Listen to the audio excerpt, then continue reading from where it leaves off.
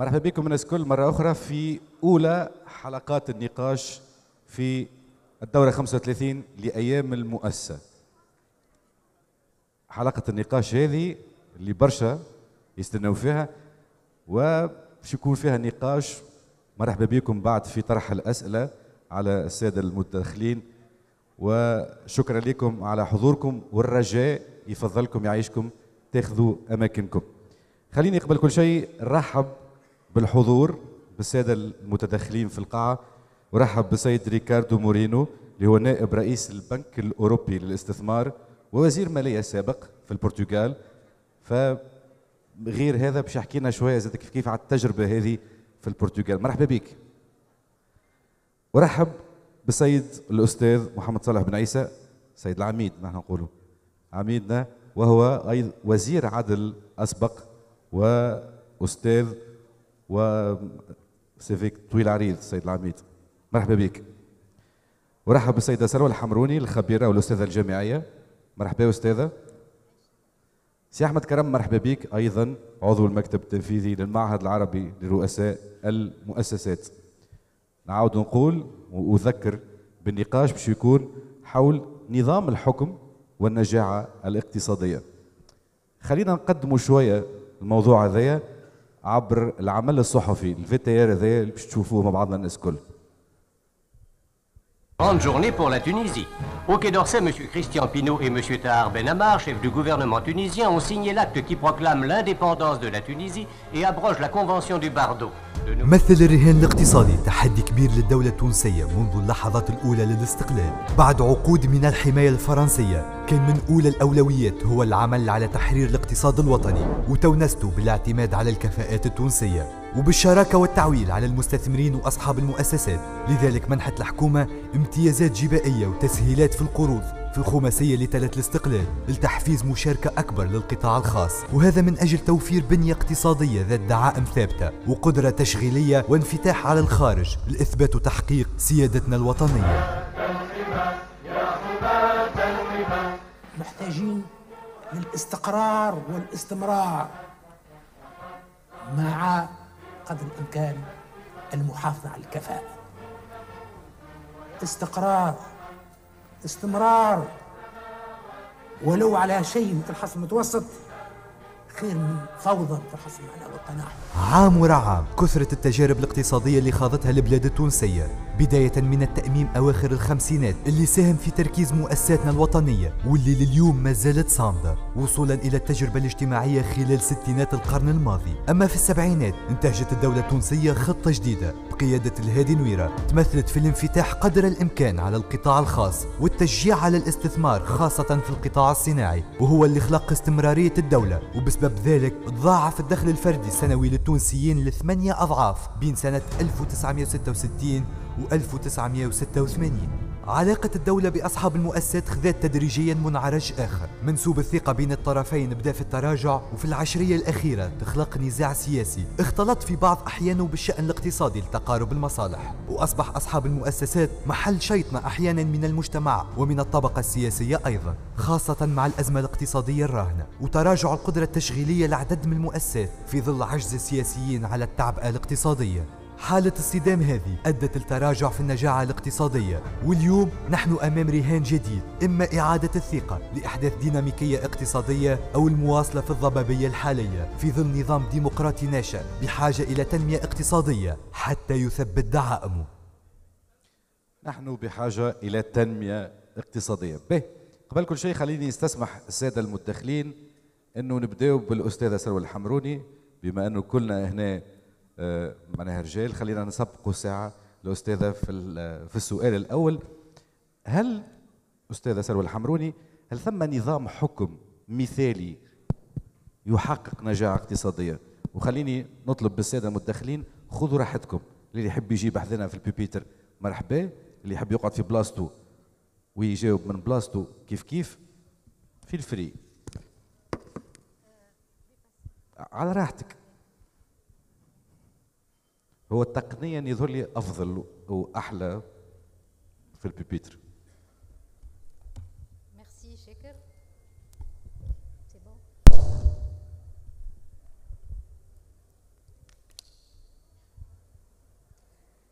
السؤال هو هل ثم نظام مثالي، نظام حكم مثالي يحقق النجاعة الاقتصادية؟ Alors, شكرا على السؤال. Je vais parler en français. Donc, كيف نفس من الراحة، خذ راحتك. Je tiens d'abord à remercier l'IACE pour m'avoir impliqué, moi juriste, donc, dans un débat d'économistes. Et ce qu'on m'a demandé de présenter, c'est un peu pour répondre à la question que tu viens de poser. Est-ce qu'il y a un régime, ou quel est le régime, ou quelles sont les institutions les plus à même de permettre une efficacité économique dans la République? Moi, je ne peux pas m'empêcher de commencer par un clin d'œil que je viens de voir aussi dans le VTR à Habib Bourguiba, qui, le 25 juillet 1957, avait décidé une autre légitimation du pouvoir. C'est la légitimation par le peuple. La Constitution de 1959, mais aussi la Constitution de 2014, a donné un rang constitutionnel à la République et a également interdit toute révision de la Constitution qui porterait atteinte à la République. C'est dire que c'est un choix constant, c'est un acquis constant, cette forme républicaine. J'aimerais dire aussi un mot sur le choix républicain en soi. Le choix républicain renvoie directement à la représentation. C'est l'élection et non pas l'hérédité qui permet l'accès au pouvoir. Le souverain ou le peuple est souverain et cette souveraineté, il l'exerce soit directement, soit à travers ses représentants. L'essence de la République est donc cette gouvernance dans l'intérêt du plus grand nombre, le plus grand bonheur pour le plus grand nombre, disait Bantam. La liberté, l'égalité, la dignité et l'ordre sont les devises de la République tunisienne. Ce sont d'ailleurs les principes fondateurs de tout système démocratique. La République est donc démocratique, car basée par définition sur l'idée du gouvernement du peuple et sur une transmission méritée du pouvoir. Quant à l'efficacité économique, elle renvoie à l'idée de la production et de la bonne répartition des richesses. L'efficacité économique promet donc de partager richesse et pas pauvreté. L'efficacité économique ne doit pas être vue comme une fin en soi, elle est l'outil qui permet une bonne croissance, un développement équitable et une démocratie viable.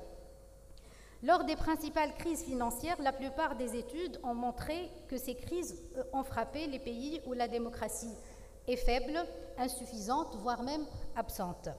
Dans le monde dit en développement, et après plusieurs décennies de séparation entre développement et démocratie, présentée par les dirigeants des pays nouvellement indépendants comme un luxe, le développement par la démocratie n'est plus contesté. C'est cette dialectique entre le politique et l'économique qui mérite aujourd'hui plus d'attention, particulièrement en Tunisie. Les événements 2010-2011 ont irréversiblement démontré que le développement sans la gouvernance démocratique reste fallacieux. Inversement, les 10 dernières années ont aussi montré qu'une démocratie sans développement, sans croissance économique, est loin de répondre aux attentes des Tunisiennes et Tunisiens. Quel est donc le cadre institutionnel et politique qu'offre la République ou une République démocratique pour une meilleure efficacité économique? À première vue, le pouvoir constituant semble être conscient de cette dialectique entre démocratie et économie. Dans le préambule, il est déjà question d'édifier un régime républicain dans lequel le droit de s'organiser repose sur le pluralisme, la neutralité de l'administration et la bonne gouvernance. La République voulue est donc celle de la primauté de la loi, du respect des libertés, de l'égalité de tous les citoyens citoyennes et de l'équité entre les régions. Malgré cela, la question économique reste très peu abordée par la Constitution tunisienne. À part un paragraphe creux dans l'article 10 où on parle des priorités économiques nationales, rien n'indique une quelconque sensibilité du constituant à la question économique. La liberté du commerce et de l'industrie, y compris la liberté d'entreprendre, la libre concurrence sont tous des principes renvoyant à une économie libérale et donc totalement esquivés par le pouvoir constituant. Alors si tous les chiffres économiques sont aujourd'hui alarmants, c'est parce que la situation économique actuelle est le fruit d'une dizaine d'années d'errance politique. Pourquoi je parle d'errance politique? Absence de vision économique globale, absence de stabilité gouvernementale, absence de volonté de réformer la justice, incapacité d'instaurer un climat de confiance pour les opérateurs économiques, tout cela a engendré la situation économique que vous connaissez. La situation est telle qu'aujourd'hui, que le politique ne pourra plus se permettre une gouvernance non inclusive des acteurs économiques. Les politiques auraient dû le comprendre depuis longtemps. Ceux qui vous portent aujourd'hui au pouvoir sont prêts à vous éjecter si une vie digne ne leur est pas offerte. Traiter de la République et de l'entreprise me semble donc parfaitement pertinent, car reflétant une idée fondamentale. Et là, je réponds directement à ta question, Sheikh. Quel que soit le régime politique choisi, une république démocratique doit répondre à certains critères permettant à la fois démocratie et efficacité. Je vais commencer par un certain nombre de points. D'abord, le pouvoir exécutif. Sur un plan strictement constitutionnel, le régime politique adopté par la Constitution tunisienne n'a jamais réellement été appliqué. Les chefs des partis ayant gagné les élections ont préféré sous-traiter la gouvernance ou alors abdiquer leur choix au président de la République. Aucun des gouvernements successifs n'avait une véritable vision pour le développement économique, et même s'il en avait, il n'a pas pu engager de véritables réformes qu'impose une économie en bonne santé, établir un environnement de confiance, encourager l'investissement, assainir le marché en luttant contre la corruption, créer un cadre juridique propice et libérer l'entreprise de la bureaucratie administrative. Le pouvoir législatif ensuite. Le régime politique choisi par la Constitution a donné trop de pouvoir à l'Assemblée législative. Or, aucune mesure législative n'a permis de s'assurer de l'intégrité des futurs élus et de leur capacité à gérer la chose publique. Résultat, un législatif prépondérant dont la plupart des membres préfèrent l'intérêt privé à l'intérêt général, la corruption et les conflits d'intérêts à la transparence. La loi électorale, quant à elle, a participé à la balkanisation de la scène politique, comme si l'absence d'une majorité claire et nette était synonyme de représentativité. En gros, le régime politique tel que pratiqué par la classe politique n'a pas permis de répondre aux exigences essentielles de la société, réduire le taux de chômage, de la pauvreté, de l'abandon scolaire, ainsi de suite. Le régime pratiqué a contribué à l'effritement de l'État, réduit à une fonction bureaucratique et à une machine rouillée, au lieu d'en faire une locomotive pour le développement et pour le bien-être économique et social. Troisième point, l'administration. Les 10 dernières années ont également montré une profonde régression de la qualité du service public. La surcharge humaine de la fonction publique n'a pas pu contribuer à l'amélioration de la qualité du service rendu par l'administration.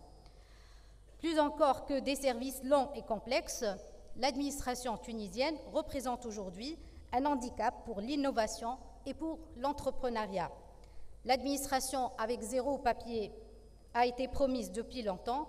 On se retrouve en 2021 avec une administration frileuse devant la digitalisation, hostile à tout changement qui pourrait renforcer la valeur du travail et abolir les vieilles traditions conservatrices. La situation économique issue des 10 dernières années s'explique également par l'absence de toute volonté d'instituer un État de droit. Je définirai d'abord l'État de droit par son contraire, c'est l'arbitraire. Au sens formel, l'État de droit est l'État où les pouvoirs publics se limitent eux-mêmes par la loi en la respectant et en obligeant de la respecter. Au sens matériel, il implique la séparation des pouvoirs, le respect des droits humains et une justice indépendante. La Commission de Venise, depuis 2016, a déterminé les critères essentiels d'un État de droit. Je vais en citer 3 qui me semblent être en rapport avec la question économique. D'abord, la légalité. La légalité elle-même se décline en deux principes, la prééminence de la loi ou du droit et le devoir de mise en œuvre de la loi.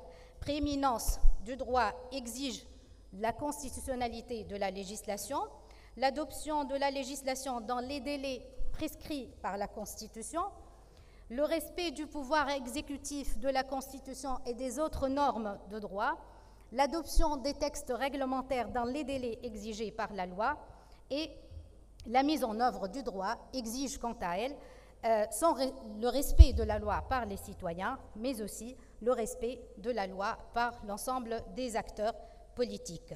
Là, on peut se poser beaucoup de questions à ce propos. Plusieurs lois adoptées à la hâte, sans étude d'impact, ne peuvent que se heurter à une réalité complexe, difficile à changer, et donc c'est pour cela que la violation de la loi devient presque une constante en Tunisie. La sécurité juridique. La sécurité juridique est un élément fondamental de l'état de droit.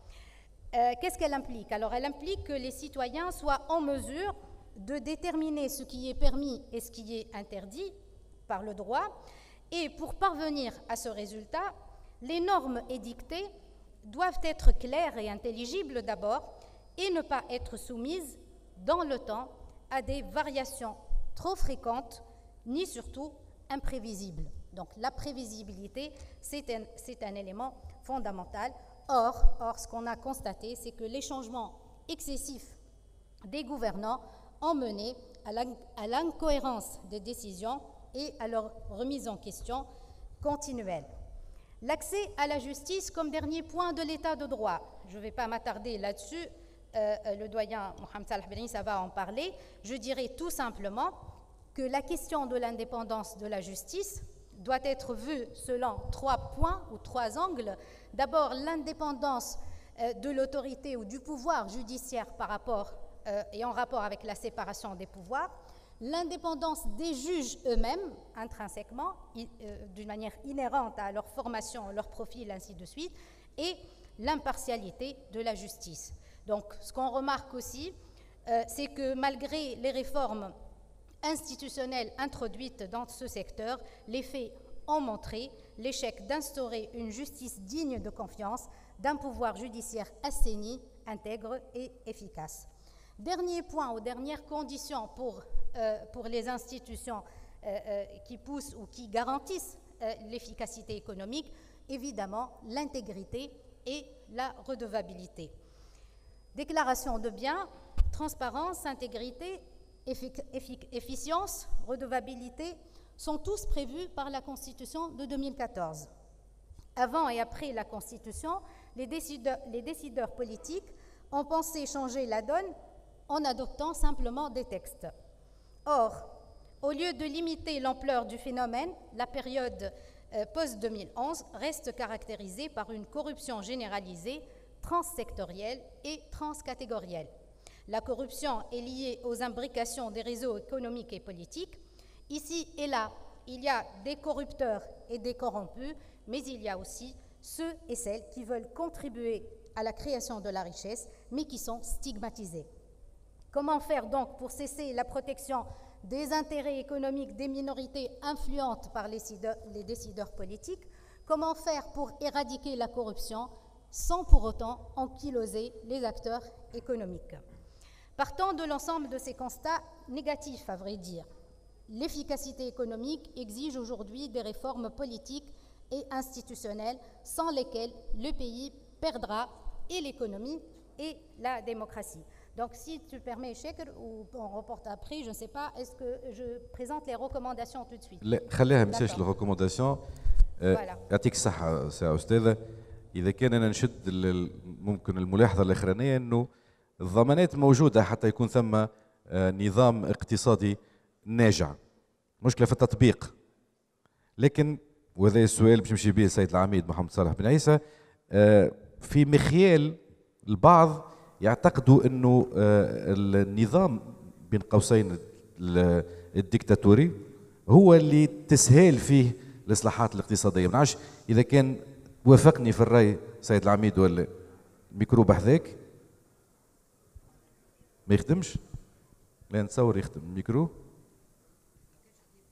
سينو سي بون يختم. ما قلنا كل واحد ميكرو نتاعو لانه كورونا تو. اي مش. شكرا سي شاكر بارك الله فيك.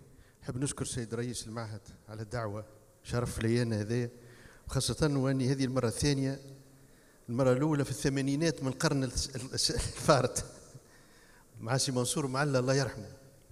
avec Raymond Barre qui était présent عملت وقتها على la réglementation des prix. وقت اللي قالوا لي باش تحدث على القضاء خزرت للعنوان المؤسسة والجمهورية. قلت القضاء والجمهورية ما نهربش من الجمهورية، معناها سي همزة الوصل بين المفهومين. وكين إن شاء الله نجم يكون موضوع بانيل واحد آخر. نجم يكون موضوع بانيل واحد آخر، القضاء والجمهورية. بالتالي وقت نقولوا القضاء نقولوا قضاء جمهوري، قضاء جمهوري أو كالجمهورية معناها هي همزة الوصل. القضاء الجمهوري يتطلب شروط كما نقولوا أمن جمهوري إلى آخره، جيش جمهوري. قضاء جمهوري قضاء مستقل. قضاء الجمهوري قضاء محايد. الاستقلالية تختلف على الحياد. طبعا نجم يكون مستقل ومانيش محايد. عندي نظام أساسي، ضمانات وظيفية، حقوق، ولكن نكون محايد، مانيش محايد، نكون منحاز إلى جهة معينة. ثالثا القضاء الجمهوري يجب يكون قضاء ناجع أو ناجز.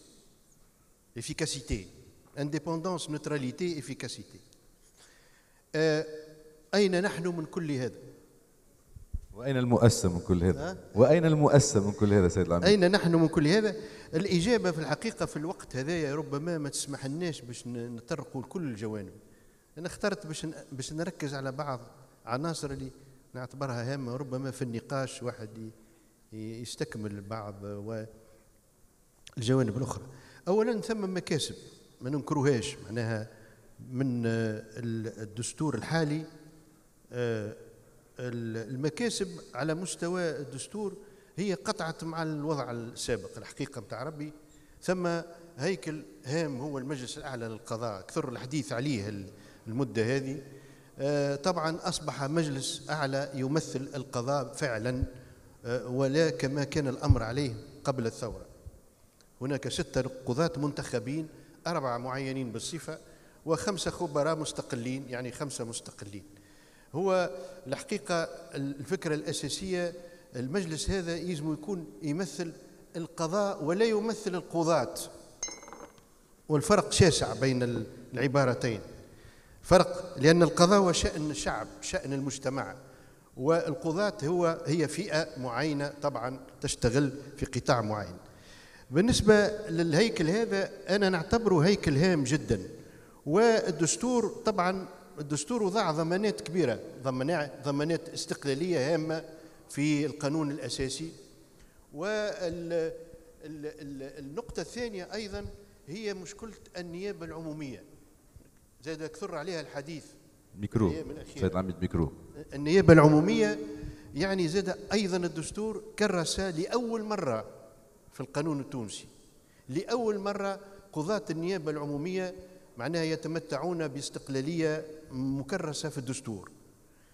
طبعا تو نشوفوا من بعد اللي الاستقلالية هذه ماهيش مطلقة، لأنها قاعدة خاضعة أيضا للتسلسل الإداري وإلى السلطة السياسية إلى حد ما. هذا يتطلب توضيح فيما بعد. ثم ما ننساوش اللي القضاة أصبحوا يعينون بعد الرأي المطابق للمجلس الأعلى للقضاء، والقضاة في أعلى درجة يعينون بترشيح حصري للمجلس. معناها رئيس الجمهورية وهو سلطة التعيين ما يمكنش يعين، يمكن يرفض تعيين ولكن ما يعين إلا ما يرشح له من قضاة. هذه ضمانة كبيرة يعني ما كانتش موجودة قبل، وبالتالي يعني نقطة هامة. 2 بالنسبة للقضاء الإداري ثم حاجة هامة ما ننكروهاش، هي أنه يعني وقع استكمال الهرم كله بكل درجاته، الاستئناف الابتدائي والتعقيب. هذا طبعا ولت الصورة أوضح في الدستور. بالنسبة للقضاء المالي أيضا هذو مكتسبات ما ننكرهاش. بالنسبة للقضاء المالي يعني محكمة المحاسبات ولات تراقب لا فقط المحاسبين ولكن حتى المتصرفين. يعني أصبحت أخطاء التصرف اللي كانت قبل من اختصاص محكمة معناها لا ديسيبلين فينانسيير كانت تختلف على الكور دي كونت. توا الكور دي كونت ولات عندها اختصاص شامل. ثم الحاجة الهامة هي الأقطاب القطبين الإرهاب والقطب المالي والاقتصادي. هذوما مكتسبات هامة لابد باش أنا جيت ذكرت بهم يعني رابيلو. الآن المشكل الكبير هو طبعا النقائص. سي شاكر تقول القضاء يعني اليوم الناس الكل تخزر القضاء من منظور معين. يعني واحد يقول لك القضاء فما مشكل يعني المشكل موجود.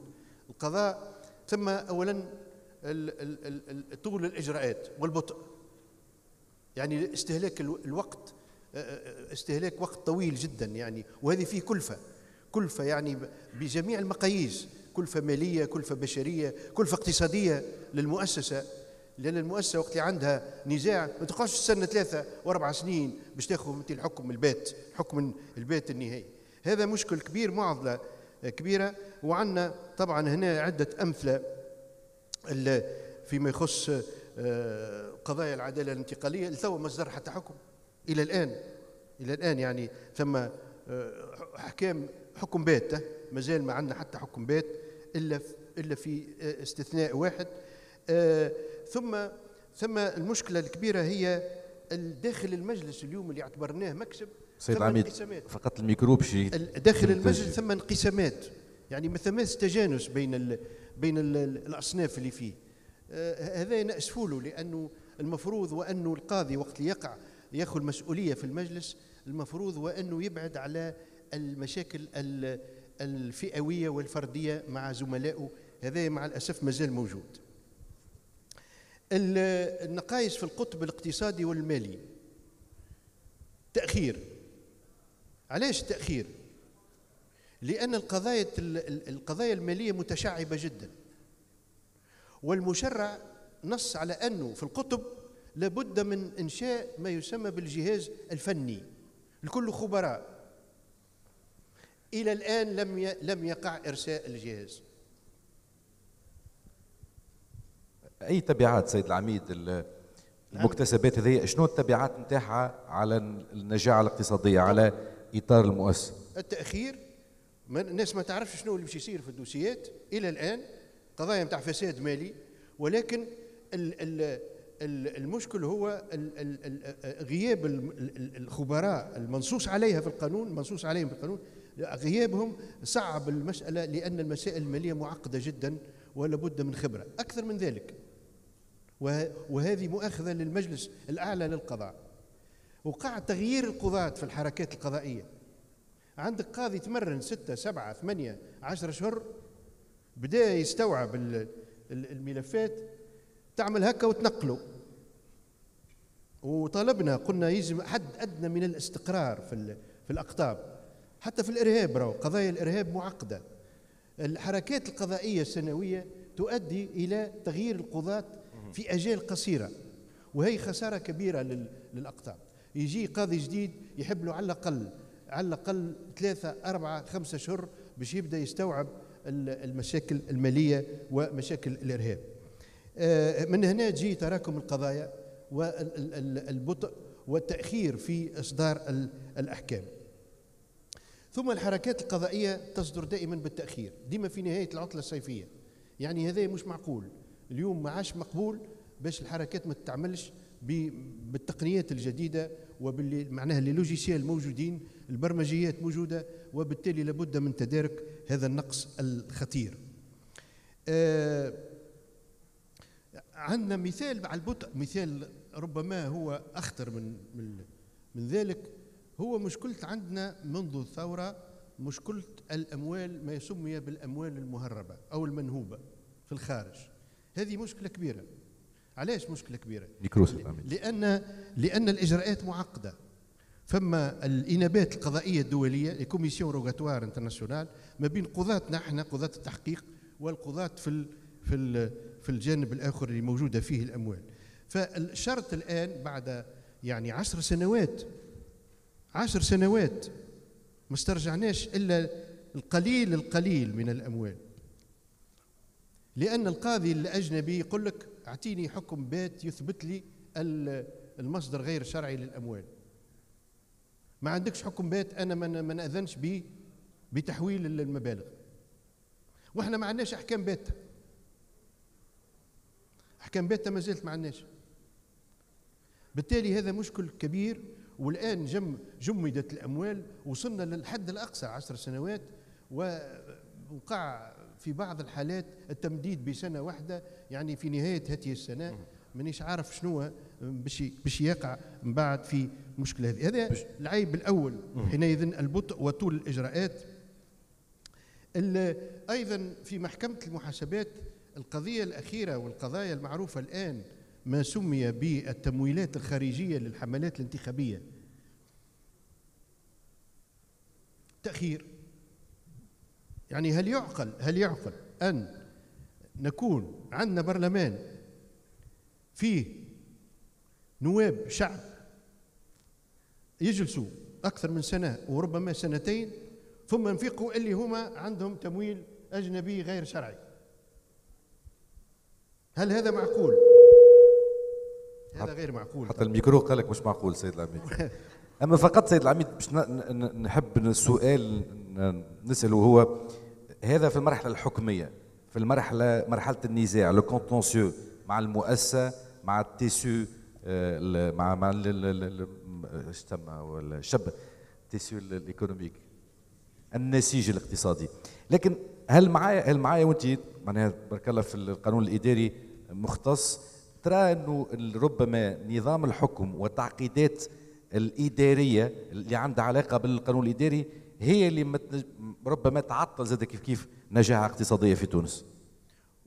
والله ثم موجود سي شاكر فيه، اما مش العامل الوحيد. وهذا توا علاش باش نقول انا افاق الاصلاح ربما شنو هي الخطوط الكبرى اللي يلزمنا نمشيو فيها، الاتجاهات الكبرى في تقديري طبعا المتواضع. اولا مشكل يعني ثم نقص فادح في عدد القضاة. انا نتفكر بعد الثوره بعامين ثم زميل كان وزير عدل عمل اقتراح وجيه جدا، هو طلب انتداب يعني فوج كبير من القضاة، لأن تراكم القضايا وعدد القضايا، عدد النزاعات المتأخرة، يعني بلغ مستوى ما عادش ممكن بالعدد اللي عندك باش تبت في القضايا في أجال معقولة لي ديلي ريزونابل. ونحن نعرف أن الديلي ريزونابل هو من مقومات تو حسب المحكمة الأوروبية لحقوق الإنسان من مقومات الأساسية للمحاكمة العادلة، لو بروسي إيكيتابل. لا يمكن أن نتحدث على محاكمة عادلة بدون أجال معقولة للبت. إذا كانت تقعد لي 4 5 6 سنين 7 سنين باش تعطيني حكم، ما عادش ثم محاكمة عادلة. فبالتالي الانتداب، تقوية الجهاز القضائي بانتداب العدد الكافي، هذا أمر لابد منه. ثم طبعا اللجوء إلى الطرق غير القضائية. مثلا توا في وزارة العدل ثم برامج هامة حول الوساطة، لا ميدياسيون، لأن الميدياسيون تحل لك برشا مشاكل وتجنبك اللجوء إلى القضاء في ببعض شروط. طبعا لابد أن يكون القانون واضح. قصدك التحكيم؟ التحكيم والوساطة، هذه كلها طرق تنجم توصلنا إلى التقليص من حدة الأزمة حاليا. ثم لابد الآن ومعناها ثم بداية محتشمة جدا جدا جدا هي الرقمنة. توا لا جوستيس ديفيان ديجيتاليزي، لا جوستيس نيميريك. اليوم بدينا خطوات أولى ولكن غير كافي، والمستقبل هو في العدالة الرقمية.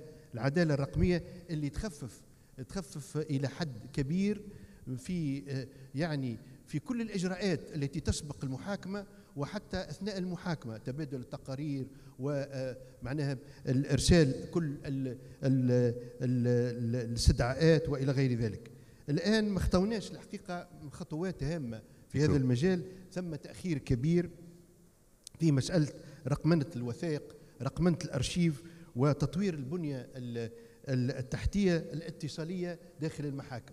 هذا مازال نقص كبير ولابد من التفكير فيه بكل جدية. ثم بعض اقتراحات أيضا تقول وأنه للتخفيف من وطأة الضغط هذايا وتراكم القضايا ماذا بينا نراجعوا وهذا المجلس الأعلى للقضاء تناولها في بعض مقترحات. الأسقف معناها قاضي الناحية اليوم تلقاه قضاة الناحية محاكم الناحية يقفوا في 7000 دينار وفي بعض القضايا المدنية والتجارية، لكن يلزمنا نرفعوا كي نرفعوا في السقف هذايا نقصوا الضغط على المحاكم الابتدائية. هذا يمكن يكون حل يخفف من الوطأة اللي عايشينها اليوم في القضاء. ثم هذه حاجة هامة جدا في اعتقادي، الآن ثم فراغ كبير على مستوى الأخلاقيات المهنة، ما عندناش دي كود دو ديونتولوجي الآن إلى الآن، يعني لا في القضاء الإداري ثم مشاريع موجودة ولكنها ماهيش لم ترى النور بعد ولم تقع المصادقة عليها بصفة قانونية. في القضاء العدلي أيضا المشروع موجود التو مخرج، وهذا نقص كبير في تقديري في خلق مناخ للمؤسسة الاقتصادية، خلق مناخ الثقة والشعور بالأمن، الأمان القانوني، لا سيكوريتي جوريديك. هذا اللي نحب نقف عليه سيد العميد، لأنه الأمان القانوني في وقت ما عند بعض المؤسسات ربما ما همش حاسين به، ثم بعض رؤساء الأعمال ولا المؤسسات يديهم على قلوبهم، فهذه نحب نقف عليها ربما حتى ندخلوا أكثر في قلب الموضوع في علاقة بنظام الحكم والنجاح الاقتصادي. مسألة الأمان القانوني مربوطة بنظام حكم معين طبعا، هذه شرط هام للمؤسسة. عندك الأمان القانوني هو مرتبط لا فقط بالمحاكم ولكن أيضا بالتشريع. كي تبدأ برشا ثم تضخم في النصوص، الانفلاسيون ليجيسلاتيف، التضخم في النصوص التشريعية والترتيبية، يعني يخلق مناخ متاع ضبابية وعدم الشفافية، ضعف الشفافية وعدم نجاعة. طبعا هذا اللي حبيت، ولا يشجع على الاستثمار ولا عندك دونك او نيفو ليجيسلاتيف على المستوى التشريعي. هذه نقطة هامة يلزمنا نخموا فيها بكل جدية. يعني ما هي الجدوى من النص كذا، النص هذا شنو هي الجدوى نتاعو؟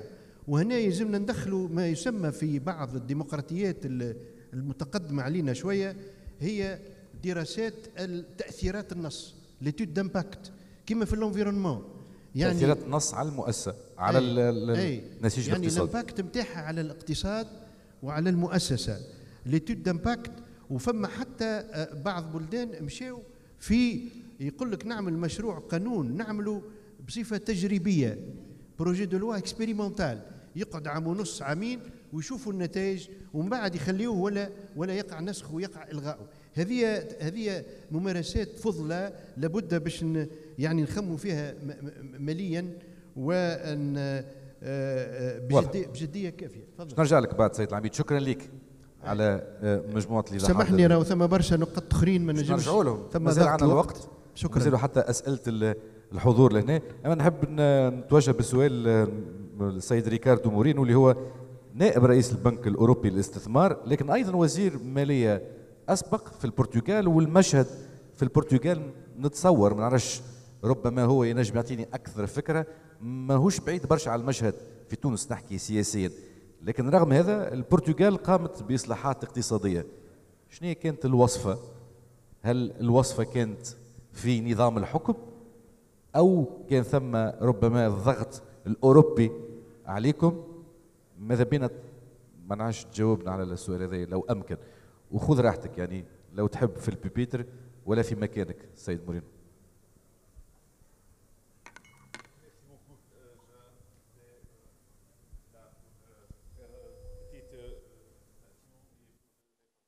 À votre question, Bonjour, Monsieur le Ministre, Monsieur le gouverneur de la Banque centrale, Monsieur le Président de la AISC. Je voudrais vous dire combien je suis très heureux et honoré de participer aujourd'hui à cette 35e édition de la Journée de l'entreprise. Et je voudrais remercier les organisateurs et en particulier M. Taïb Bailly, président de l'Institut arabe des chefs d'entreprise, de m'avoir invité à échanger avec vous autour d'un thème qui est tant à ma cœur, le lien entre la politique et l'économie.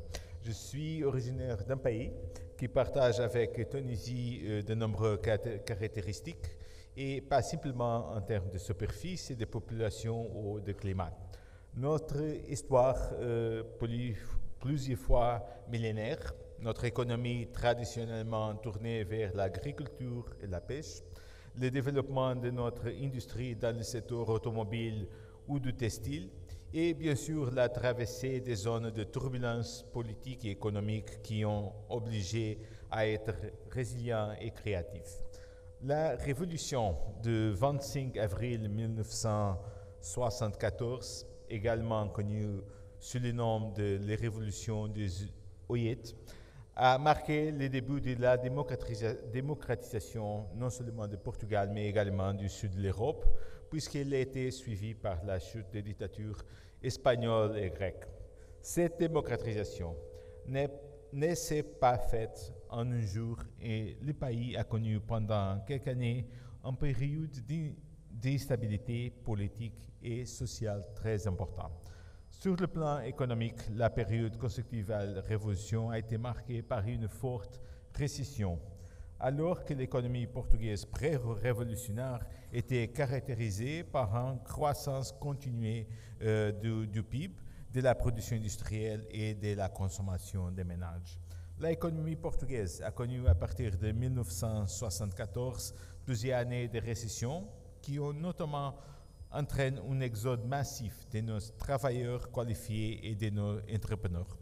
Le Portugal a également été l'un des pays européens plus gravement affectés par la crise financière mondiale de 2008.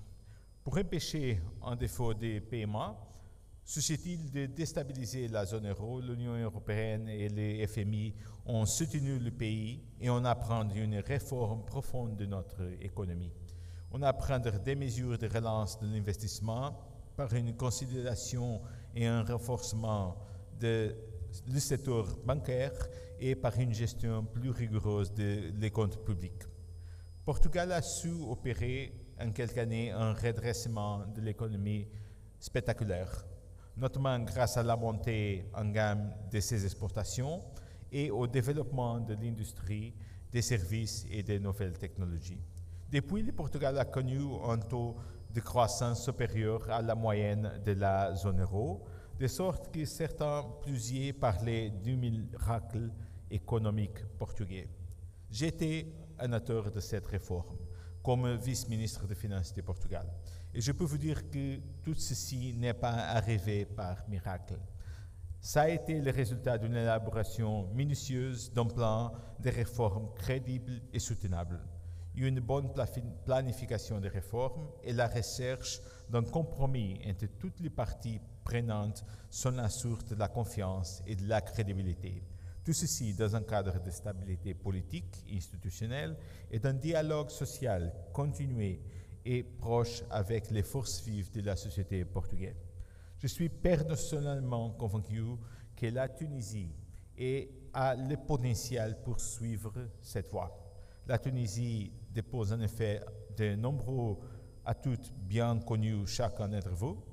Tout d'abord, le positionnement géographique du pays traite d'union entre l'Europe, deuxième puissance économique mondiale, et l'Afrique et ses 1,3 milliard d'habitants. Le nécessaire raccourcissement des chaînes de valeur, la hausse spectaculaire des coûts de transport et de la nécessité pour l'Europe de disposer de fournisseurs capables de livrer des produits rapidement constituent une véritable opportunité pour la Tunisie. Dans de nombreux secteurs tels que l'agroalimentaire, le textile ou les équipements pour l'industrie automobile ou aéronautique, Dans le secteur du tourisme, la diversification et la montée en gamme peuvent permettre à la Tunisie de mieux valoriser le potentiel extraordinaire de ce pays. La Tunisie dispose également et surtout d'une main-d'œuvre qualifiée qui lui permet notamment d'exporter des services à haute valeur ajoutée. Dans le secteur des technologies d'information, d'être la deuxième destination africaine pour les services de santé. Afin de libérer ces potentiels économiques, l'État et dans les politiques a un rôle important à jouer. Selon moi, ces rôles tiennent 3 points. D'une part, il est nécessaire que l'État s'assure de la confiance des investisseurs et des partenaires financiers en procédant aux réformes structurelles nécessaires pour assainir les finances publiques, moderniser l'administration et augmenter la productivité et la compétitivité des entreprises publiques essentielles. Et ça demande du courage politique dans un cadre de dialogue social profond et fonctionnement régulier des institutions. Les premières conséquences de ces actions sont souvent socialement difficiles, mais ça c'est une étape incontournable pour prise des réformes nécessaires.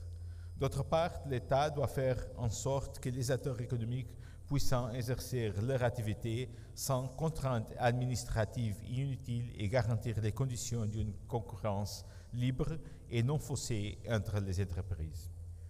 Et d'autre part, il doit créer le cadre juridique et fiscal qui incite les entreprises tunisiennes et étrangères à investir et à créer d'emplois de qualité.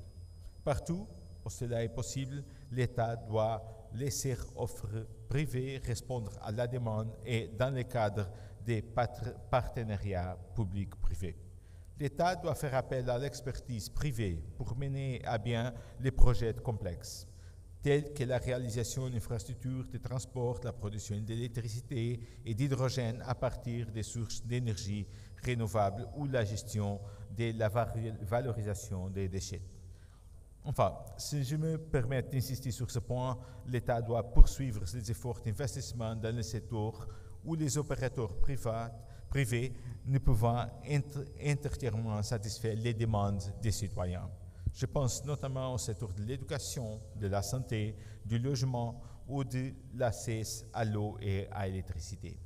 Quelles que soient les circonstances, un pays ne peut se permettre de ne pas réformer, de ne pas former sa jeunesse, de ne pas soigner ses citoyens et de ne pas lui offrir des conditions de vie décentes sans courir sa perte. Mesdames et messieurs, l'institution que je représente, la Banque européenne d'investissement, Banque de l'Union européenne, accompagne la Tunisie depuis plus de 40 ans dans son développement socio-économique avec pour objectif d'améliorer la qualité de vie des Tunisiennes et Tunisiens. La Tunisie est d'ailleurs le premier bénéficiaire du financement de la Banque européenne d'investissement en dehors de l'Union européenne si l'on compare notre engagement à la population au PIB du pays. Nous finançons des projets qui favorisent la croissance économique durable et la création d'emplois de qualité.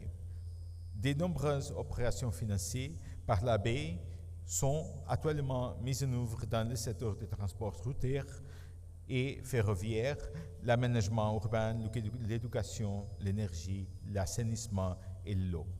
Nous soutenons également les initiatives privées à travers des financements à des micro-entrepreneurs et des petites et moyennes entreprises et un partenariat avec les banques tunisiennes, mais également à travers le financement à grands groupes tunisiens. Hier, j'ai eu le plaisir de signer 2 contrats de prêt avec 2 institutions, avec Enda Tamuel pour le microcrédit et avec OneTech pour l'innovation en ce pays. Et ça, c'est très important pour la Banque européenne d'investissement. Et la prochaine jour, on va signer un autre contrat avec Transtu pour rénover ces routes de buses. Je veux vous dire aujourd'hui que la BEI est prête à apporter son soutien technique et financière pour aider la Tunisie, son gouvernement et ses opérateurs économiques à relever les défis qui se présentent et permettre à la Tunisie d'exploiter pleinement son immense potentiel. Je vous remercie. شكرا سيد ريكاردو مورينو نائب رئيس البنك الاوروبي للاستثمار. سي احمد كرم، خلينا نعملوا ريفورميلاسيون تاع السؤال. هل نحكي بالعربي حطيتك، فهل ثم اليوم نظام حكم يساعد او تحبذوا او يحبذوا النظام الاقتصادي يحبذوه رجال الاعمال؟ هل ثم نظام حكم مناسب يساعد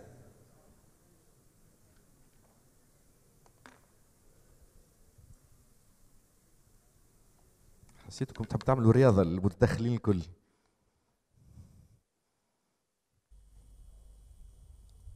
Mesdames, Messieurs, bonjour.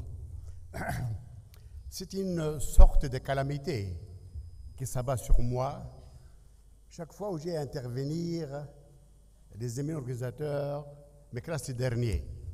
À un moment où tout a été dit, où j'ai presque rien à ajouter. C'est pour cela que je mettrai un peu d'humour de mon côté. C'est l'histoire d'un monsieur qui sort de théâtre, qui rencontre une vieille dame qui lui dit « Monsieur, que le bon Dieu soit avec toi, donne-moi quelque chose. » Elle fait son chemin sans rien donner. Une semaine après, le même bonhomme sort du même théâtre, trouve la même vieille dame qui lui dit « Monsieur, que le bon Dieu soit avec toi, donne-moi quelque chose. » Il fait son chemin sans rien donner. Une semaine après, il sort du même théâtre, trouve la même vieille dame qui lui dit « Monsieur, que le bon Dieu et le prophète Mohammed soient avec toi, donnez-moi quelque chose. » Il met sa main dans sa poche et lui donne, disons, 10 dinars. La dame intriguée lui dit « Monsieur, comment ça se fait? Quand je te dis que le bon Dieu soit avec toi, tu n'as rien donné.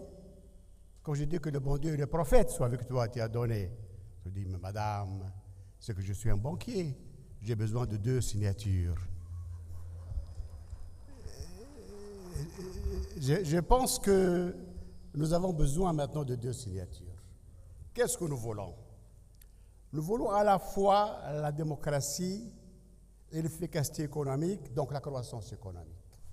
Or, la littérature, la centaine d'études qui traitent de la question, démontrent clairement qu'il n'y a pas de relation systémique prouvant que la démocratie, il faut installer, aboutit inévitablement à la croissance économique.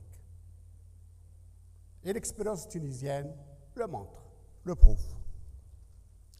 Ce qui pourrait aider le pays à atteindre un niveau de croissance économique, c'est plutôt la stabilité politique. Et c'est normal. Quand il y a une instabilité, les opérateurs économiques n'ont pas confiance dans l'avenir, ne sont pas disposés à investir, donc pas d'investissement, pas de croissance. Néanmoins, ce qui est admis, c'est que quand il y a la stabilité politique, et il y a en plus la démocratie, les choses peuvent s'accélérer, les performances peuvent devenir plus importantes. C'est le vrai dilemme. Comment opter pour un système qui garantit à la fois la stabilité politique et également la démocratie?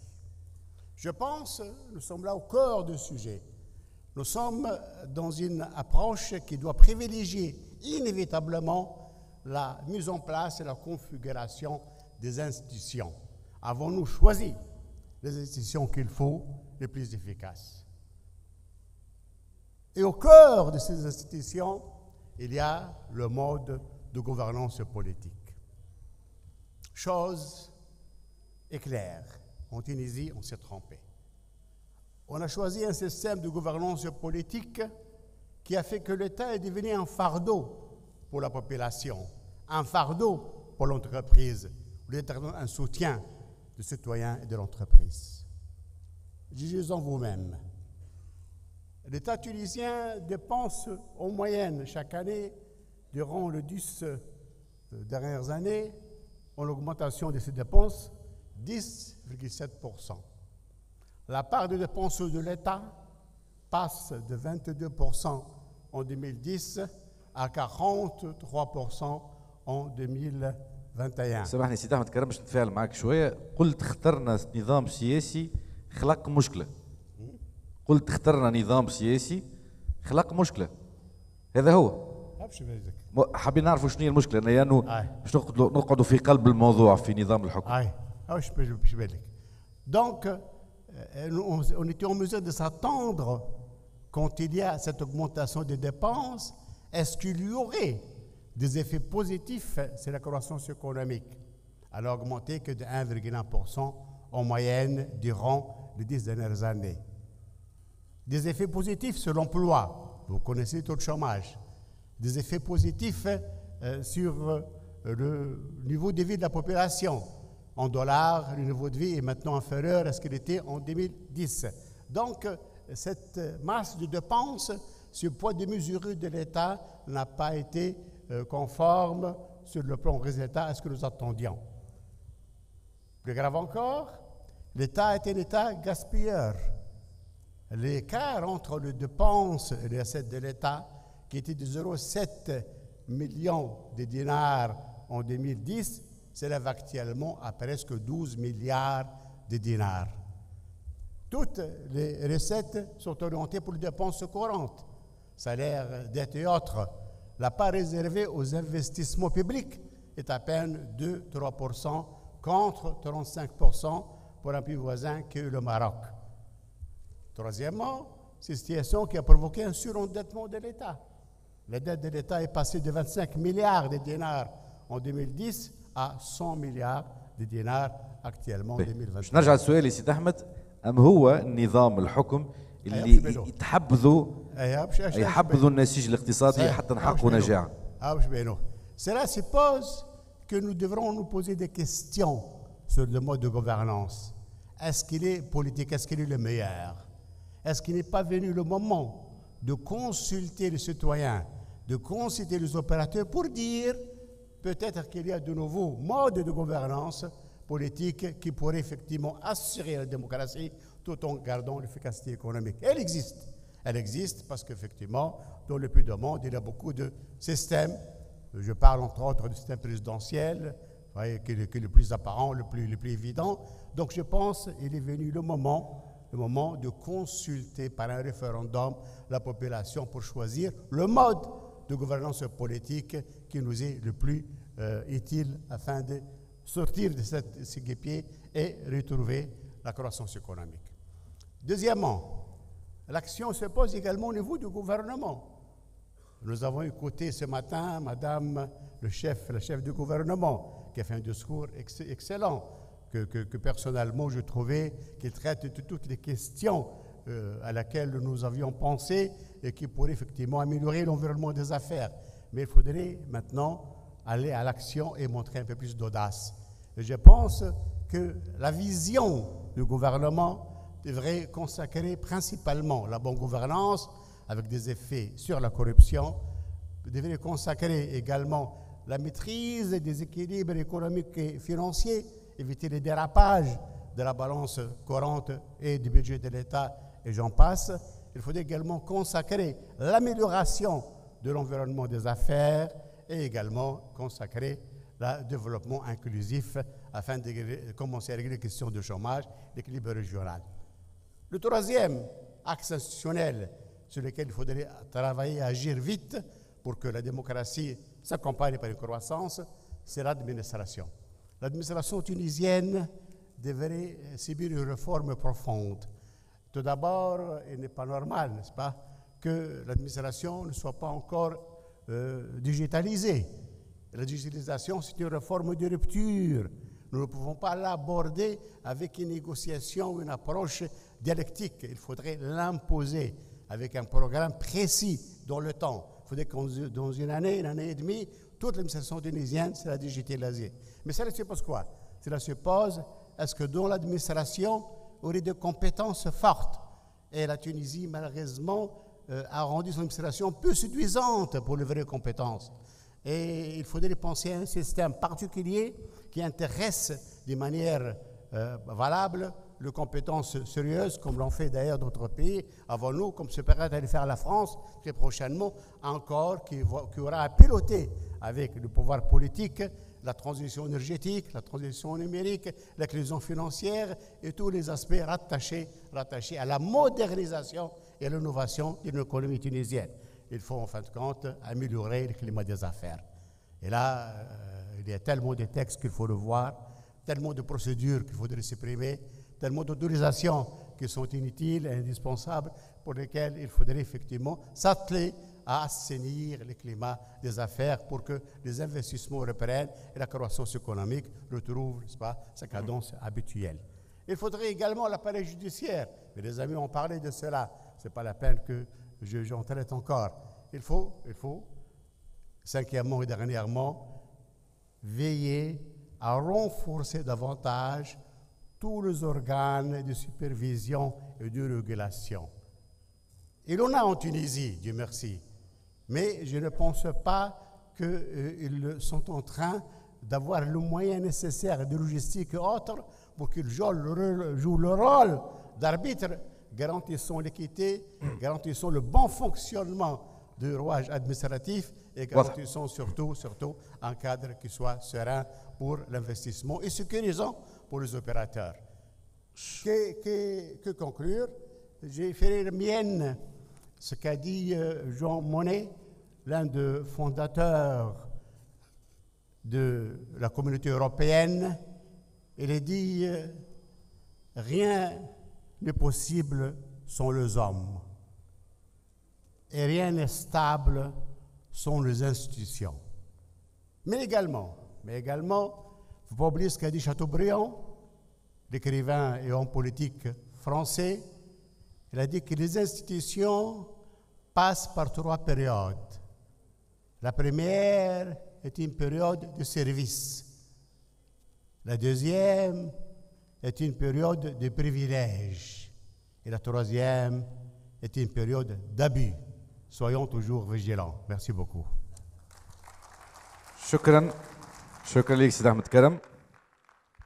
في الجزء الثاني خاطر بعد باش يكون نفتحوا الباب للنقاش وللاسئله، في الجزء الثاني ماذا بكم معناها ترتاحوا في البلايص اكثر، لانه اللي يمشي غادي معناها تولي محاضره. دونك خلينا في الاسئله والاجوبه.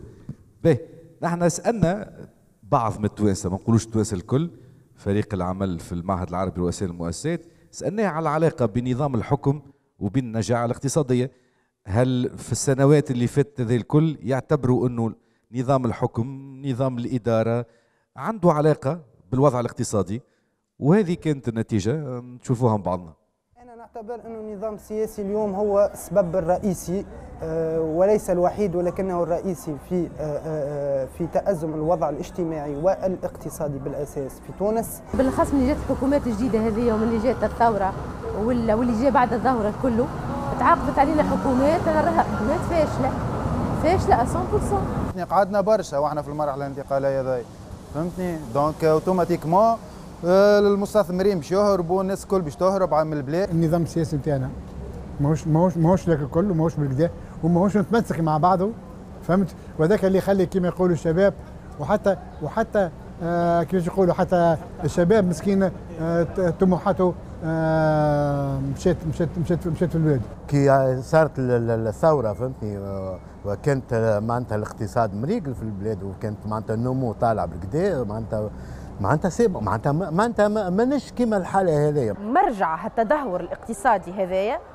رغم اللي احنا كنا ماشيين فيه راهو من قبل، ما هو الا نتيجه اللي كان تعيش فيه البلاد قبل 2011. اما نشوف اللي التدهور الاقتصادي هذايا عنده علاقه كبيره برشا بمرحله الانتقال الديمقراطي، على خاطر راهو ما فما حتى ادنى انتقال من وضع لوضع الا ما يكون فما ديغا وما يكون فما خسائر. الطبقه السياسيه كانت على اختلاف وكان في تشتت، بالتالي هذا ادى واثر مباشره على الوضع الاقتصادي، وهذا نقراوه لما نشوفوا مثلا تابلو دو كالدور نتاع تونس في ال10 سنين الاخرانيين شنو صار فيه، تراجع ارتفاع نسبه التضخم، ارتفاع نسبه البطاله، وكذلك تراجع نسبه النمو، وهذا كان واضح وجلي، مقابل دول اخرى عرفت استقرار سياسي في العشريه الاخيره، عرفت نمو احسن او اكبر وخير برشا على غرار المغرب. النظام السياسي ما جابش حتى نتيجه، بدل بدل، ما نقولكش حط الدكتاتور، بدل خلينا نشوف تبديل السروج في راحه.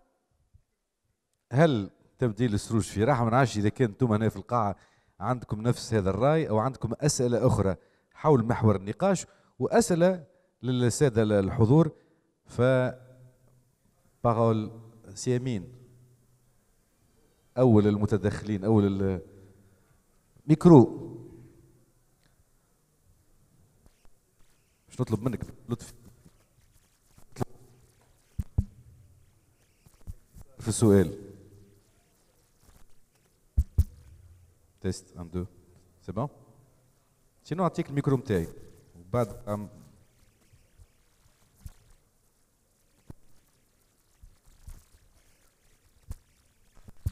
Si la question s'adresse au Félix, au Portugais, s'adresse pas aux banquiers européens. J'ai vu hier, le Portugal avait vacciné 87,5% de la population. Vous entendez? Hier, le Portugal a vacciné 87,5% de sa population. C'est le taux le plus élevé et de très loin en Europe. C'est un signe d'une grande confiance et d'une grande harmonie entre les gouvernants et les citoyens. Comment est-ce qu'on atteint ce type d'harmonie et de confiance? Quel est le secret? Faire des réformes, juste les imposer, ou bien il y a quelque chose de particulier? Vraiment, ça m'intrigue.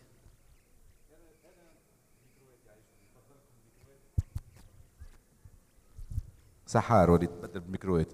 باهي انا جو بريفير انه نكون سؤال جواب سؤال جواب باش ما يضيعوش الاسئله.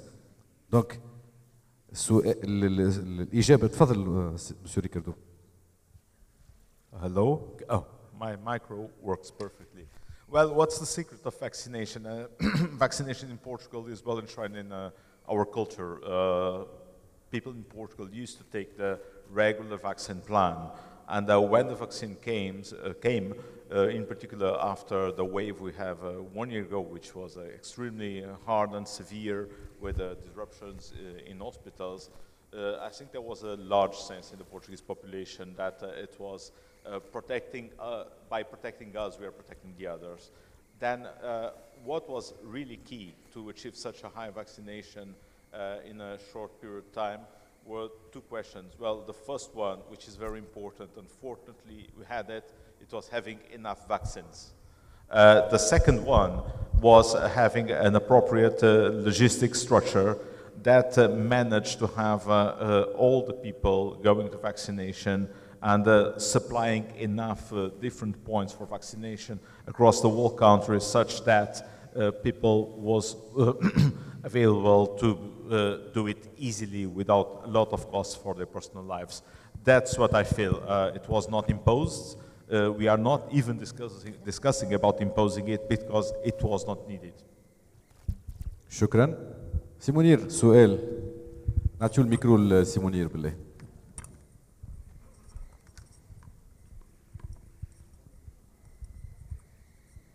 سيمونير وبعد نمشيو من اليمين يسار يمين يسار. تفضل سي منير. شكرا. عفوا منير فرشيشي قاضي مدير عام مركز دراسات القانونيه والقضائيه بوزاره العدل. حبيت برك نتفاعل مع السيد محمد صالح بن عيسى في كيفيه شرحه وطرح ربما الاسباب في علاقه المساله القضائيه بالتنميه وبعلاقتها بالمؤسسه، وشرح بقدر ما كان مقنع. يبدو أني في نطاق التفاعل ربما فقط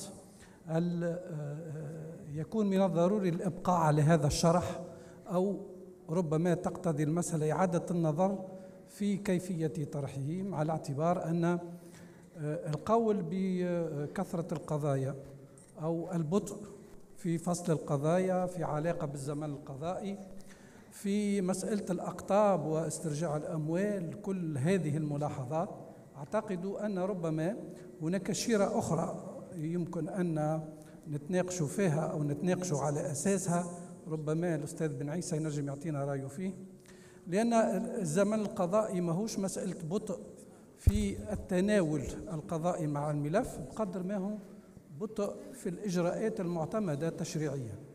هل الآن احنا بصدد البحث على إصلاح القضاء أو إصلاح طرق التقاضي؟ حسب رأيي أنا أعتقد أن المسألة فيها تلازم، وأن الزمن القضائي معالجته مش بإصلاح القضاء بقدر ما هو لابد من الانكباب حول وجود طرق جديدة في التقاضي وإجراءات جديدة في التقاضي، والعمل على إحداث نظم جديدة في التقاضي. مثلا جاء على لسان سي بن عيسى فيما يتعلق بترفيع مرجع النظر قاضي الناحية. أنا نضيف أنه ربما نولوا نخموا في إعادة صياغة جديدة في الاختصاص الفردي للقضاة والحد من لو سيستيم كوليجيال دو ديسيزيون. نرى كذلك أنه الزمن القضائي كي ناخذوا من الجانب الجزائي نشوفوا اللي القضية بعد ساعات تطول، واحنا مازلنا في نطاق الاتهام بين قرارات ختم البحث والطعن فيها ودائرة الاتهام إلى غير ذلك. أعتقد في خلاصة أن الفكرة الأساسية هو العمل على إصلاح طرق التقاضي، خاصة الاعتماد على لا جوستيس بارتيسيباتيف تويك لا ميدياسيون اللي تو احنا المركز في آخر لمساته في إعداد مشروع الوساطة، وهو هذا ربما الحل الأوحد حالا في تنمية الخلافات والتنازعات المتعلقة بالمؤسسة والإسراع بالنظر شكرا في مسائلها. شكرا، عفوا على الإطالة. يعيشك. شكرا سي منير. تعقيب سي محمد صالح. تعقيب. هي صوتي سي منير بارك الله فيك. وانا شاطرك الراي في اللي مشيت فيه. فعلا الاجراءات الزمن القضائي يعني يتاثر مباشره بالاجراءات. خذ مثلا خذ السلسله الجزائيه لاشين بينال، يعني كي تشوف لاشين بينال تقول ثم حاجه اللي لازمها تتبدل.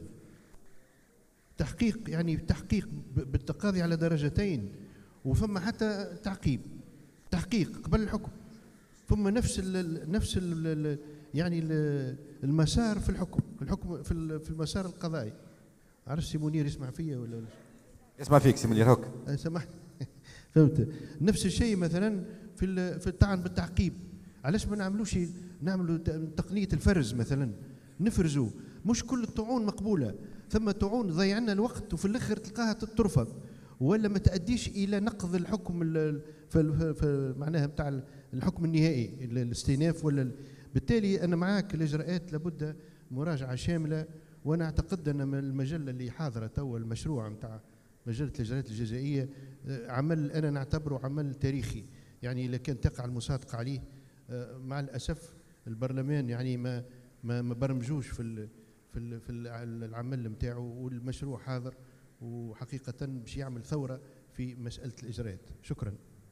شكرا. به ثم تدخل من اخر القاعه. بارك الله فيك. Moi, je voudrais juste, pour ne pas non plus trop tarder, répondre à votre question. Est-ce que Tabdil Srouj fi rah? Ce n'est pas une question de Tabdil Srouj, à mon avis. Quelle que soit la constitution que nous mettrions en place ou modifier l'actuelle, quelle que soit l'institution qui sera mise en place, si nous n'appliquons pas la loi, si la loi n'est pas appliquée, aussi bien du côté exécutif que du côté judiciaire, je pense que nous ne pourrions absolument pas avancer. Tout ce qui a été dit est bon, excellent et quasi complet, sauf que nous n'avons pas suffisamment insisté sur l'application de la loi. Merci. ثم سؤال. شكرا. به ثم أسئلة. أي مين؟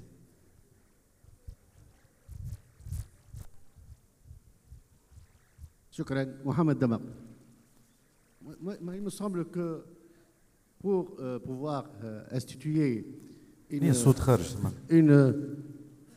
corrélation positive et constructive, pour instituer une corrélation positive et constructive entre le choix de mode de gouvernance politique et une efficacité économique, il y a deux préalables qu'il faut souligner en rouge. À savoir, premièrement, il faut qu'il y ait des études préalables, prospectives, qui vont produire de la matière, laquelle matière va être adoptée par les gouvernants politiques, par les acteurs de la gouvernance de la chose publique, et façonner les enseignements de ces études-là pour établir un programme d'une politique économique qui va pouvoir gouverner. Ça, c'est le premier préalable. Le deuxième préalable, il va falloir mener une rationalisation de l'action politique, tarchid al-amal al-siyasi, pour les candidats potentiels qui vont également pouvoir gouverner la chose publique. Merci.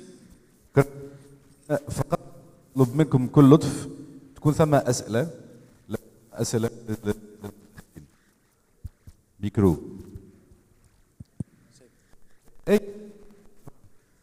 Merci Shaker. Émile Bouzayan Al-Bawsala. Je voudrais poser une question à Madame Salwa Hamrouni et Mohamed Salah, éventuellement. Monsieur le Président de la République est a priori très attaché à l'idée de la souveraineté du peuple. Il fait le constat que la démocratie représentative telle qu'elle est consacrée par la Constitution de 2014, mais également dans le monde, est en crise. Je voudrais poser une question par rapport aux négociations qui viennent d'être reprises avec le Fonds monétaire international.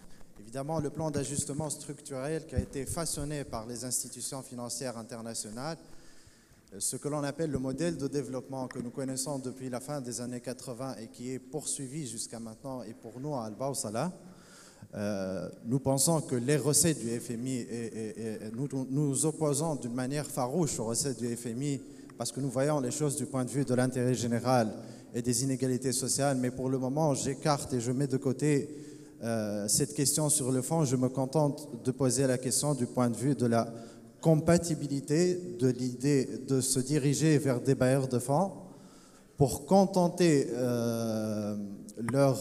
comment dirais-je, leurs exigences, écartant totalement le peuple, écartant totalement la société civile, les corps intermédiaires, et en fin de compte renouveler les mêmes désirs du FMI. Dans quelle mesure, de ce point de vue-là, on est en train de respecter la souveraineté du peuple et même bien plus au-delà, la démocratie.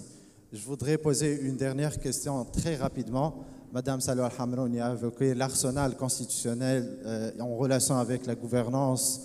Je voudrais rapidement revenir à l'article 10 qui consacre le principe de la justice fiscale. La nouveauté de la Constitution de 2014, c'est que dans le deuxième alinéa, l'État doit mettre en place les mécanismes à même à lutter contre la fraude et l'évasion fiscale.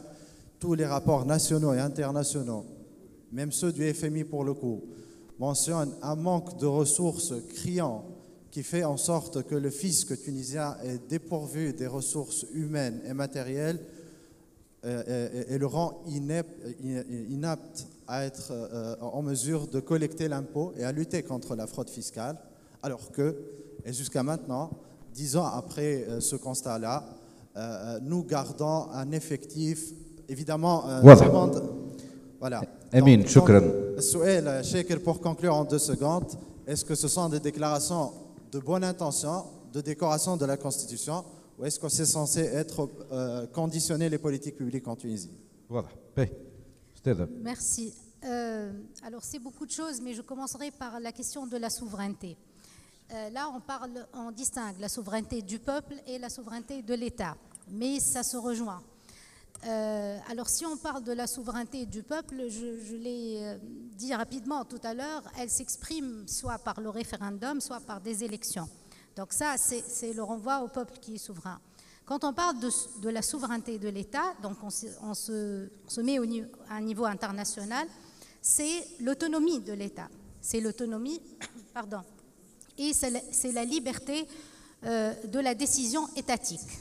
D'accord? Donc l'État, et d'ailleurs c'est au nom de cette souveraineté que l'État garde sa liberté de choisir son système politique, économique, social et culturel. Maintenant, ça c'est ce que dit le droit, ce qui doit être en fait. Sauf que cette souveraineté étatique, elle s'exprime au niveau international par des engagements de l'État et elle s'exprime aussi en fonction des capacités et des moyens de l'État. Donc si vous êtes souverain, d'accord, personne ne viendra vous proposer un modèle économique ou un modèle social de quelque nature que ce soit, mais vous devez vous limiter à vos propres moyens. Si maintenant vous vous orientez vers les bailleurs de fonds ou les institutions financières internationales, par définition qui ont des intérêts économiques et financiers, bien sûr ces institutions ont le droit de vous dire, si je vous donne mon argent, voilà comment vous devez gérer mon argent. Et l'idée de la bonne gouvernance nous vient de là, d'ailleurs. Donc moi, je ne vois pas qu'il y a une contradiction, mais qu'il y a une mise en échec due au fait que, sur le plan économique, nous n'avons pas une autonomie. Le jour où la Tunisie ou n'importe quel autre État aura ses propres moyens qui lui évite d'aller chercher des prêts à l'étranger, on sera réellement et on sera dans une souveraineté authentique, je pense. Jusque-là, oui, on aspire à être souverain, mais vous le constatez comme moi que la question économique, elle est déterminante dans la question de la souveraineté. Pour l'autre question sur l'article 10 et sur la mise en œuvre. Quand j'ai parlé de l'état de droit, je pensais à ça essentiellement, la mise en œuvre de la loi et la mise en œuvre des décisions législatives, des actes législatifs ou réglementaires, parmi lesquels vous avez posé la question fiscale. Ça, c'est généralisé au niveau de toutes les structures de l'État. Et c'est pour ça que je dis, il faut regarder du côté de ce que nous avons déjà, au lieu de réfléchir sur d'autres lois ou d'autres dispositions que nous allons faire. Le contrôle fiscal, la question du contrôle des associations, le contrôle des partis politiques, tout ça est prévu dans les détails par des textes législatifs, mais qu'est-ce qui s'est passé?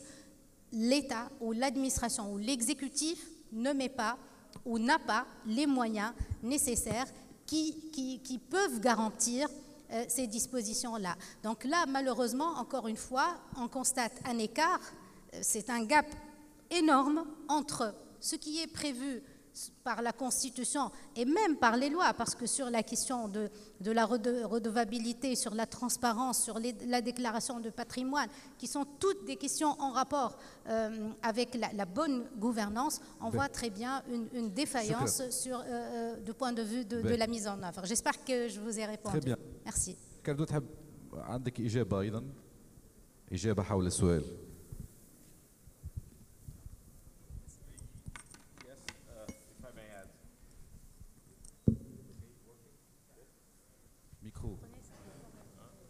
Micro. Hello? Hello. Oh, this is working. Unfortunately, I have to. Well, just to comment on the question you posed, I don't know the Tunisian constitution, but I know what's the program with the IMF. And please be sure that when international institutions come, it's not a deal of giving you money to see you suffering. So it's not a number of masochists that come to the country to see you suffering. Essentially, the institutions, what they do is to bring you money and to need to have the certainty, with a high probability, they get paid back. So to get paid back, you need to present, and let's put it in enterprise and a corporate language, a good business plan. Essentially, that's what you need to present, a business plan that is sustainable. So I think what is key is that the deal between the Tunisian government and the IMF is getting the support and propose the reforms that suit the Tunisian economy and that ensure its sustainability. It's not about the measures imposed by IMF or whatever institution to Tunisia. It's about the measures that Tunisia proposes to the IMF and can convince and present as a good business case or a good reform program that ensure the sustainability to pay back the IMF. That's how Tunisia should see the deal and how Tunisia should negotiate the deal as an agreement between partners and not as an imposition of one side on the other, and between IMF giving money and demanding reforms, or Tunisia saying give us the money without any reforms. This will not work one way or the other. It needs to be a compromise between two partners negotiating in a serious manner. Thank you. Merci. السؤال الأخير للمتدخلين أمام إيجاز هي ممكن مقترحات توصيات منكم حتى يكون ثم نظام اقتصادي ناجع. مش نبدأ معك محمد صالح في إيجاز. لو ثم توصية قانونية ربما تكون حول النظام الاقتصادي الناجع أو النظام الحكم اللي يحقق النظام الاقتصادي الناجع في أقل من دقيقة. ميكروك. نظام الحكم الناجع هو النظام اللي تكون فيه المسؤوليات واضحة، مسؤولية الحكومة ومسؤولية السلطة التنفيذية بالحكومة ورئيس الجمهورية. أما حاليا عايشين احنا في حاليا نقصد بدستور 14 يعني المسؤوليات ما عادش تنجم تحددها لأن خرجنا على قواعد اللعبة. أنت ربحت الانتخابات جيت الأول تاخذ أنت الحكم، لا ما ناخوش الحكم، نحب نخدم مع صاحبي، نحب نشارك صاحبي، فهمت؟ هذا أدى إلى معناها خلط الأوراق وإلى ضبابية سياسية أصبح معها مستحيل تحديد من يحكم، من مسؤول ومن غير المسؤول. فبالتالي لابد من توضيح الرؤى باختيار نظام سياسي، إما البرلماني المعروف يعني حكومة مسؤولة أمام البرلمان، رئيس دولة ما يحكمش، فهمت؟ وإلا نظام رئاسي عنده سلطة تنفيذية رئيس الدولة وتفريق السلط، لأن النظام الرئاسي راهو نظام مبني على تفريق السلطة طبعا خلافا لما يعتقد. شكرا سيد العميد لأن الوقت قاعد يزرب فينا. سامحني. نفس السؤال السي ريكاردو ونفس السؤال الأستاذة سلوى الحمروني والسيد أحمد كرم. الكلمة ليك. نفس السؤال حول توصية للمسيو ريكاردو حول نظام حكم يحقق نجاح اقتصادي. توصية. Recommandation. Well, that I'm not a specialist in political regimes. I think so. What I can just tell you is about key principles. I think Micro, s'il vous plaît. Closer, okay. So the only recommendation I can give is about a political regime that keeps democracy and freedom. That is a great asset that your country has built, and as a great asset, it should be used in the benefit of country. Don't lose it, preserve it, and difficulties, as I said in my presentation, is part of growing in the democratic regime. All countries pass by this, and all countries have crises and move forward. And the case of my country is one, but if you look at other young democracies in Europe, in Portugal is just 47 years old, all of them pass by crisis, and what is key is to preserve the key features and the key pillars of the regime. Merci. أستاذة في أقل من دقيقة. في نص دقيقة به. أظن أن نجاعة أي نظام سياسي هي مرتبطة بالاستقرار السياسي، والاستقرار السياسي إذا ننطلقوا من الدياغنوستيك اللي عملناه قبيله هو إلى حد كبير مرتبط بالمشهد البرلماني الموجود. أعتقد أنه يجب الذهاب إلى المشكل الحقيقي وهو طريقة الاقتراع. لابد من طريقة اقتراع تسمح بظهور أغلبية واضحة، وعندما تكون لدينا أغلبية واضحة تكون هناك حكومة مسؤولة. شكرا. سيد أحمد كرم في أقل من دقيقة أيضا نفس السؤال. Je pense trois mots-clés que demande l'entreprise. Premièrement, stabilité politique. Il faudrait un régime qui garantit une clarification de l'horizon d'investissement. Deuxièmement, modernité et innovation. Il faut un régime qui soit intégré dans les tendances mondiales, internationales et qui le prend en charge pour ouvrir de nouveaux horizons aux entreprises. Troisièmement, état de droit. Il faudrait un régime qui garantit l'application de la loi à tous les niveaux et à tous les échelons. شكرا سيد أحمد كرم. شكرا لكم جميعا. السيد العميد محمد صلاح بن عيسى يعطيك الصحة. شكرا لك. شكرا مسيو ريكاردو مورينو نائب رئيس البنك الأوروبي للاستثمار ووزير مالية أسبق. أستاذة سلوى الحمروني شكرا لك أيضا. الخبيرة والأستاذة الجماعية سيد أحمد كرم شكرا، عضو المكتب التنفيذي للمعهد العربي لرؤساء المؤسسات.